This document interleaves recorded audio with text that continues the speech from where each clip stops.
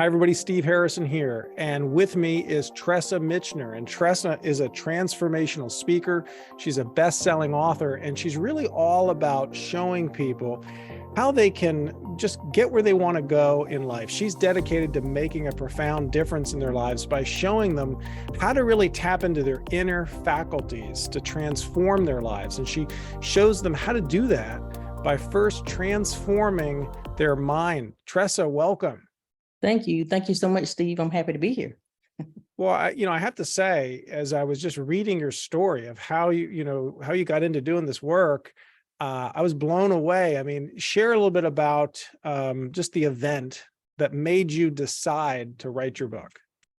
Well, Steve, I found myself in a physical prison, facing 30 years to life. And in this prison, I began to ask myself a lot of questions. How did I get here? What happened? And I began to do a self-examination of looking at myself in the mirror. But during this course of time, I picked up the Bible and I began to read the Bible, not to judge anyone else or anything else. I just wanted to examine myself with this word. So as I was reading the word and examining myself, I started beginning to apply that word to myself, because I realized that the scripture was telling a way to do things. And if you did it, it actually gave the results. And Steve, one of my favorite comments is that God's promises created my purpose. Oh, I love that. God's promises created your purpose. Tell me a little bit more about that.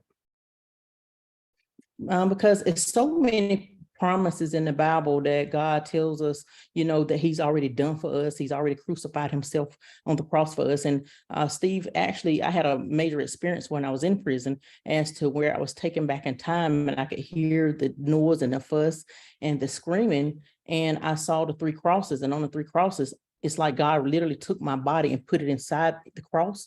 So if you go to the scriptures in Romans, it says well, we was crucified with him and we was buried with him and we also rose with him. So it gave me a reality that this is really true, that I have a newness of life. And because of that renewed mind, I can walk in those things. Yeah, I think of that other verse, right, where Paul says, I no longer live, but Christ lives in me, right? Because I died. Yes. And that's something not talked about very much, not applied very much. I know you're all about application. And so, Yes. yeah, I mean, talk a little more, how did you find hope? You're there in prison. It seems so hopeless, and yet you really got spiritual insight. What would you say to other people just about who are facing these tough times and they're looking for hope?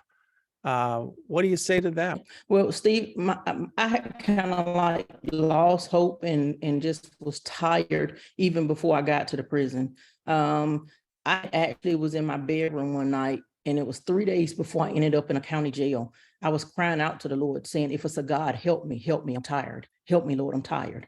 I didn't know anything about God. I didn't know too much about religion. I was very naive to all of it. But 3 days later, I found myself in a county jail. So then I had more questions. And because I had more questions, because I was like, if it's a God, because I remembered what I said, if it's a God, now I'm in jail. I have 2 children out here with no mother, no father. So how can it be a God? But I continuously held on to reading the word. I actually had focused on Psalms 23 before I had even got in jail. And when I was in the jail, I was in a 23-hour lockdown holding cell where you only get 1 hour out per day. And when the ministers came in, I asked one of them, would they come over to me? And I asked her, did she know Psalms 23? And she said, yes. I didn't have any paper. So what I did, Steve, is I wrote down Psalms 23 on the floor. I stayed up all night memorizing that Psalms until I was able to repeat it back to myself. So I don't know why that was going on, but I know there's an inner power and an unction to function, or something inside us that kind of guides us, especially when we're naive in certain situations. And if we just listen to it, we will end up coming out on the better side. And that's pretty much what happened to me, because I learned Psalms 23 and I spoke it to myself daily. Wow. So I'm hearing a number of principles there within the story, right? Cry out for help, get into the word, get serious about really, putting it in front of you like you did, writing it on the floor. That was probably your only way of really memorizing it and learning it. And, how did you tell us more about how you overcame this whole experience of being in a jail, being in prison, I can't even imagine how difficult that is to deal with and to overcome. I was facing a 30-year to life sentence, which really just scared the lights out of me because, here I am, very naive, found myself in a situation from growing up from childhood, from a broken home, divorced parents, 2 children by the time I was 19 years old, a very abusive relationship, and found myself, in the selling drugs, trying to get out of the situation, and ended up selling more drugs. But the plan was to get out of that and live a normal life. But of course, that's always the plan.